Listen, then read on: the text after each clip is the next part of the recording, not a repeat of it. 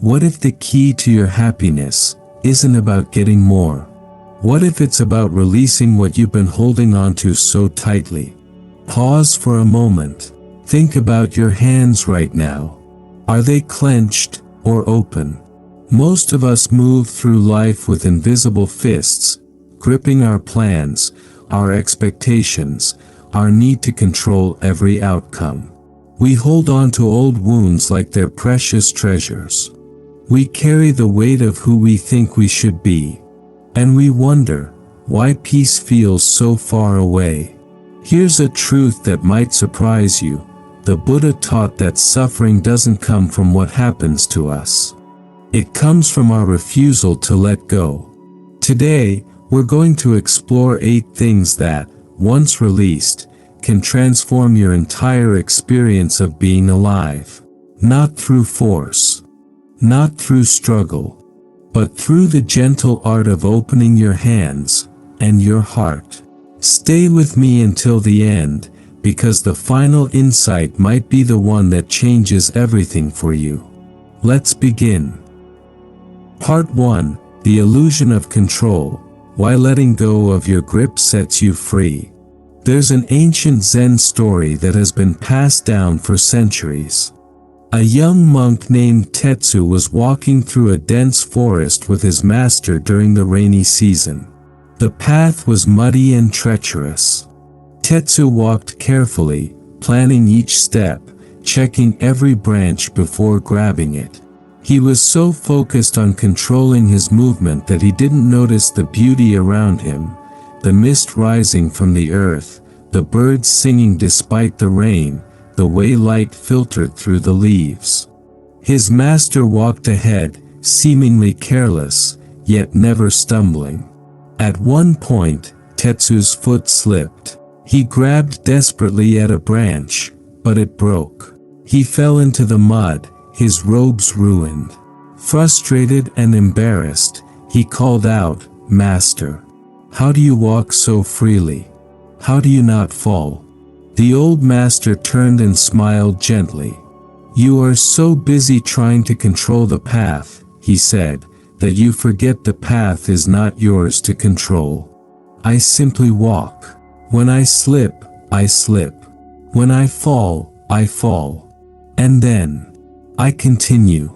Tetsu sat in the mud, breathing heavily. "But master, if I don't control my steps, how will I stay safe?" The master's eyes softened. "Tell me, Tetsu, in all your years of careful stepping, have you never fallen before?" The young monk was silent. He had fallen many times. Despite all his planning, despite all his control, the master extended his hand to help Tetsu up. "The river does not try to control where it flows," he said quietly. "It simply moves around the rocks. And yet, it always reaches the sea." Now, let's bring this into our modern world. Imagine someone named Sarah. She's a project manager at a busy company. Every morning, she creates detailed schedules. She sends reminder emails. She follows up on every task, every person, every deadline. Her colleagues call her the control tower. She believes that if she just plans enough, organizes enough, anticipates enough, everything will go smoothly. But it never does. Projects get delayed. Team members get sick. Clients change their minds. And Sarah? She's exhausted. She lies awake at night, running through scenarios. She snaps at her family because she's carrying the weight of 1,000 what-ifs. One day, after a project falls apart despite her meticulous planning, she breaks down in her car. "I did everything right," she whispers. "Why isn't it enough?" And in that moment of complete surrender, something shifts. She realizes that control was never really hers to begin with. She was trying to hold water in her fists. The tighter she squeezed, the more it slipped away. Here's what Buddhism teaches us about control. Life is inherently fluid. It moves, it changes, it surprises. This is not a flaw in the design of existence. This is the design. The Buddha spoke of impermanence, anicca in Pali, as one of the fundamental truths of reality. Everything changes. Everything flows. When we try to freeze life into predictable patterns, we're not creating safety. We're creating suffering. As the Dhammapada reminds us, those who are free of resentful thoughts surely find peace. But we could extend this to say, those who are free of the need to control surely find peace. True freedom isn't found in managing every detail. It's found in trusting the flow. It's found in doing your best, and then releasing the outcome. It's found in understanding that you are not the director of this cosmic play. You are a dancer. And the most beautiful dancing happens when you stop counting steps and simply move. Part 2: Healing Your Past, the Buddhist Path to Releasing Old Wounds. There's a famous Buddhist story about two monks walking along a road. They came to a river with a strong current. At the riverbank stood a young woman in an elegant dress, clearly distressed. "Please," she said, "I cannot cross. The water will ruin my clothes, and I'm afraid of the current." The older monk, without hesitation, lifted her onto his shoulders and carried her across. He set her down on the other side. She thanked him, and they parted ways. The two monks walked on in silence. Hours passed. Finally, the younger monk couldn't contain himself any longer. "Brother," he said, his voice tight with judgment, "we are monks. We have taken vows. We are not supposed to touch women. How could you carry her like that?" The older monk looked at him calmly. "I set her down at the river hours ago," he said. "Why are you still carrying her?" Let that sink in for a moment. How many rivers have you crossed? While still carrying someone or something from the other side? How many years have passed? While you're still replaying that conversation, that rejection, that failure? Consider Michael. He's 45 years old. Successful by most measures. Good job, nice home, loving family. But inside, he's still that 12-year-old boy whose father called him worthless. Every achievement is an attempt to prove that voice wrong. Every setback confirms what he secretly believes about himself. He doesn't realize it, but he's been carrying his father across every river for 33 years. His father passed away a decade ago. But Michael never set him down. The wound stays fresh because Michael visits it every day. He picks at the scab. He replays the scenes. He holds on to the pain as if releasing it would somehow mean his suffering didn't matter. But here's the profound truth Buddhism offers. Letting go of the past doesn't mean it didn't happen. It doesn't mean it wasn't painful. It doesn't mean you're excusing anyone's behavior. Letting go simply means you're no longer willing to let yesterday's pain poison today's peace. The Buddha taught that holding on to anger and resentment is like grasping hot coals with the intention of throwing them at someone else. You are the one who gets burned. Your past is part of your story, but it is not the whole story. And more importantly, you are the one holding the pen now. The past is a place of reference, not residence. Visit when you need wisdom, but don't build your home there. If you're finding value in these reflections, take a moment to subscribe to Buddha Coha and ring the notification bell. We share teachings like this regularly to support your journey toward inner peace.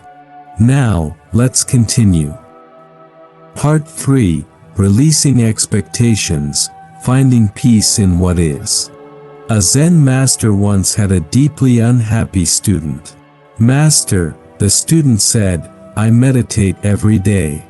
I follow all the precepts. I study the sutras. But I'm still not enlightened. What am I doing wrong?" The master picked up a cup and began pouring tea. He poured until the cup was full. Then he kept pouring. Tea spilled over the rim, onto the table, onto the floor. "Master," the student cried. "Stop. The cup is overflowing." The master set down the teapot and looked at him kindly. "You are like this cup," he said. "You come to me full of expectations about what enlightenment should look like, when it should happen, how it should feel. How can I show you anything new when there's no room for reality to enter?" Expectations. We all have them. We expect our partners to love us in specific ways. We expect our careers to follow certain trajectories. We expect our bodies to stay young. We expect our children to make choices we approve of. We expect life to be fair. And when reality doesn't match these expectations, we suffer. Not because reality is wrong, but because our expectations created a war between what is and what we think should be. Think about Elena. She planned her life carefully. College, career, marriage by 30, kids by 33, house in the suburbs, retirement at 60. She checked off the boxes. College, done. Career, done. But then life happened. Relationships ended. The job market shifted. Her 30s arrived, and the life she expected hadn't materialized. She felt like a failure. Not because her life was bad, but because it didn't match the movie she'd written in her head. She was so busy grieving the life she expected that she couldn't see the life she had. The friends who showed up. The adventures that came from unexpected changes. The strength she discovered in herself. All invisible behind the wall of unmet expectations. Buddhism teaches a beautiful alternative. Instead of demanding that life conform to your vision, become curious about what life is offering. The Zen tradition speaks of beginner's mind, Shoshin. In the beginner's mind, there are many possibilities. In the expert's mind, there are few. When you release your grip on how things should be, you create space to appreciate how things are. This doesn't mean you stop having goals or preferences. It means you hold them loosely. You do your part, then open your hands. You plant seeds without demanding they become roses. And sometimes, the wildflowers that grow instead are more beautiful than anything you could have planned. Part 4. The Wisdom of Non-Attachment, Loving Without Clinging. The Buddha was once asked about attachment. A wealthy merchant approached him, worried about losing his fortune. "Lord Buddha," he said, "I have worked hard for my wealth. I have beautiful possessions. I love my family dearly. Are you telling me I must give all this up to find peace?" The Buddha smiled gently. "Tell me," he said, "when you see a sunset, do you try to possess it? Do you reach up and try to grab the colors and store them in your home?" The merchant laughed. "Of course not. That's impossible. Yet you enjoy the sunset, do you not?" "Yes, very much." "And when it fades, when darkness comes, do you suffer?" The merchant thought. "Well, no. I simply appreciate it while it's there. This," the Buddha said, "is the art of living. Enjoy everything. Possess nothing. Love deeply. Cling to nothing." Non-attachment is perhaps the most misunderstood Buddhist teaching in the West. People hear, "Don't be attached," and think it means, "Don't care." They imagine becoming cold, distant, and emotionally flat. But that's not what the Buddha taught at all. Non-attachment doesn't mean you don't love. It means you love without chains. It doesn't mean you don't enjoy life. It means you enjoy without grasping. It doesn't mean you don't have preferences. It means your inner peace isn't hostage to outcomes. Consider the difference between a closed fist and an open palm. Both can hold a butterfly, but only the open palm allows the butterfly to stay by choice, and to leave when it's time. The closed fist might hold the butterfly longer, but it will crush what it's trying to keep. Think about David. He loves his teenage daughter more than anything. But lately, she's pulling away, spending more time with friends, sharing less about her life. David feels her slipping through his fingers. His instinct is to grip tighter. More questions. More rules. More attempts to control. But a wise friend gave him different advice. Hold her like water, not like a rock. The tighter you squeeze, the faster she'll slip away. David learned to love with open hands.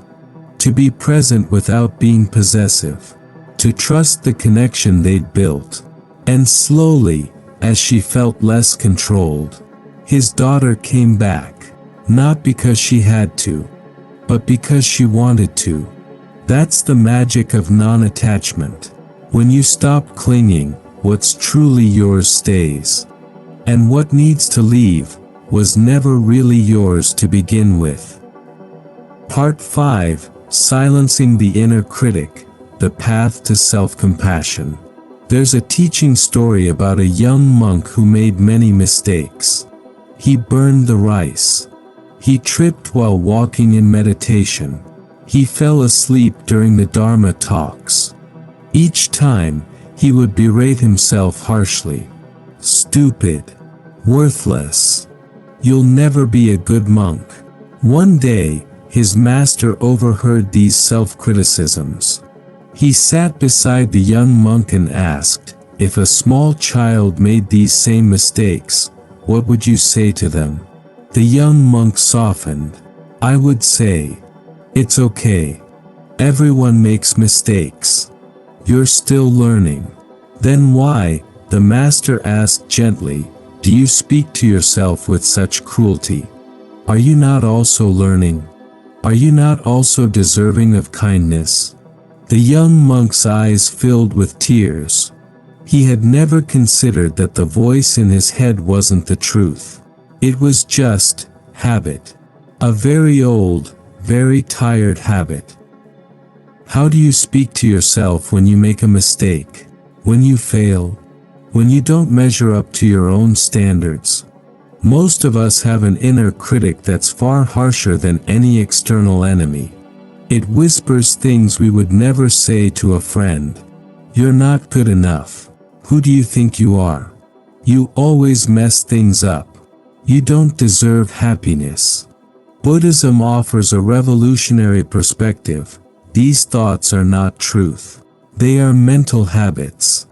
They are echoes of old wounds, old fears, old conditioning. And you do not have to believe them. The practice of mindfulness teaches us to observe thoughts without automatically accepting them. When the inner critic speaks, you can notice it. Ah, there's that harsh voice again. And instead of arguing with it or believing it, you can simply let it pass. Like a cloud moving across the sky. You are the sky, not the cloud. The thoughts will come. The thoughts will go. You remain. The Buddha taught metta, loving kindness, starting with ourselves. May I be happy. May I be healthy. May I be at peace. May I live with ease. These aren't just nice words. They're a direct antidote to the poison of self-criticism. True growth doesn't come from beating yourself up. It comes from understanding yourself, From treating yourself with the same compassion you'd offer a beloved friend. The inner critic promises that harshness will make you better. But has it ever worked? Has cruelty ever transformed you? Only love transforms. Only gentleness heals. Part 6. Freedom from approval, living your authentic truth. A Zen master was known throughout the region for his wisdom. Thousands traveled to hear him speak. One day, a critic arrived.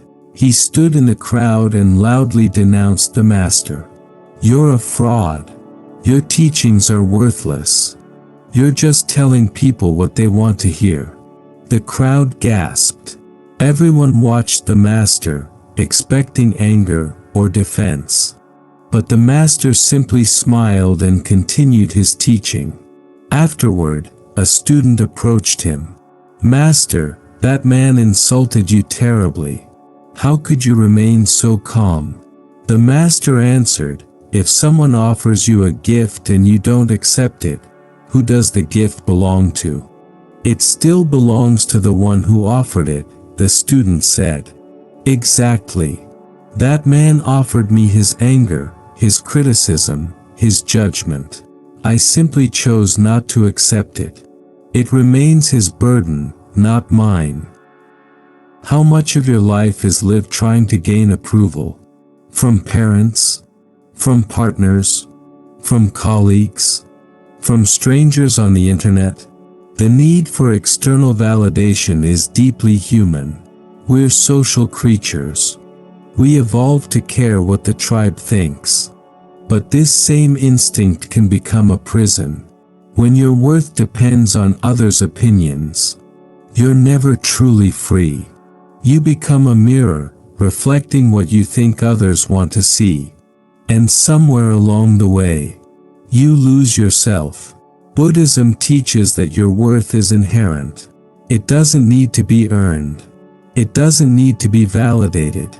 It simply is. You were born whole. You are whole now. You will always be whole. No amount of criticism can diminish your true nature. No amount of praise can add to it.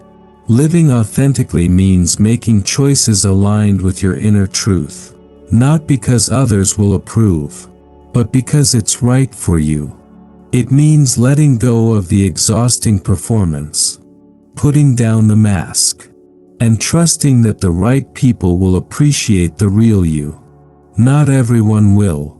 That's okay. The Buddha himself was criticized, doubted, and rejected by many. But he didn't change his message to please them. He trusted his path. And in that trust, he found peace. Part 7. Discovering your wholeness. You are already complete. There's a beautiful Zen parable about a lion raised by sheep. A young lion cub was separated from his family and adopted by a flock of sheep. He grew up believing he was a sheep. He ate grass. He bleated. He ran from any sign of danger. One day, an old lion encountered this strange sight, a full-grown lion, living among sheep. The old lion approached, and the young lion trembled. "Why do you shake?" the old lion asked. "Why do you eat grass? Why do you bleat?" "Because I'm a sheep," the young lion said. The old lion led him to a still pond. "Look at your reflection," he said.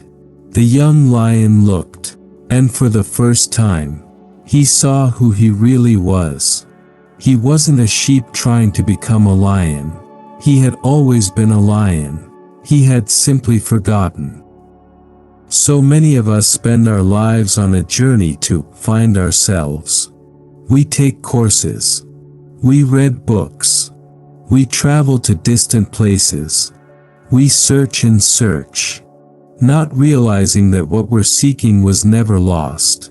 Buddhism teaches that your true nature, your Buddha nature, is already present. It's not something you need to create or achieve. It's something you need to remember. It's something you need to uncover. Like a diamond buried in mud. The diamond doesn't need to become valuable. It already is. It just needs to be cleaned. The work isn't about building a new self. It's about shedding what isn't you. Shedding the conditioning. Shedding the fears. Shedding the external expectations. Shedding the beliefs about who you should be. Beneath all of that, there is stillness. There is presence. There is quiet awareness. That's the real you. Not the anxious thoughts. Not the churning emotions. Not the endless mental chatter. Beneath the noise, there is peace. It has always been there, waiting for you to stop running, waiting for you to stop searching, waiting for you to simply be. Part 8. Making Peace with Reality, the End of Suffering. The Buddha's first noble truth states that life contains suffering. This isn't pessimism. It's realism. Pain is part of existence. Loss is part of existence. Disappointment is part of existence. But here's what the Buddha also taught: while pain is unavoidable, suffering is optional. Pain is what happens. Suffering is our resistance to what happens. A Zen is saying, pain is inevitable. Suffering is optional. The difference is in our relationship with reality. When we say, this shouldn't be happening. When we fight against what is. When we refuse to accept the present moment. We add suffering on top of pain. The pain might be 10%. The resistance makes it 90%. Think about Rebecca. She was diagnosed with a chronic health condition. The pain was real. The limitations were real. But what hurt most wasn't the condition itself. It was her constant mental resistance. This isn't fair. Why me? I should be healthy. This shouldn't be my life. Every day was a battle. Not against the illness. Against reality. Then one day, exhausted from fighting, she simply stopped. Not stopped caring. Not stopped seeking treatment. She stopped resisting. This is my life now, she said. Not forever, maybe. But now. And I can either spend my energy fighting it, or I can spend my energy living within it. That surrender wasn't defeat. It was liberation. The pain remained, but the suffering eased. She found ways to live fully, even with limitations. She discovered joys she'd overlooked. She became gentler with herself. She stopped waiting for life to become acceptable, and started accepting the life she had. Acceptance isn't approval. It's not saying, this is great. It's saying, this is. From that place of acknowledgement, you can respond wisely. You can make choices from calm rather than chaos. You can work toward change without destroying your peace in the process. As the great Zen teacher Shunryu Suzuki said, everything is perfect, but there is a lot of room for improvement. Both are true. The present moment is complete as it is. And you can work to make tomorrow better. But only when you stop fighting now.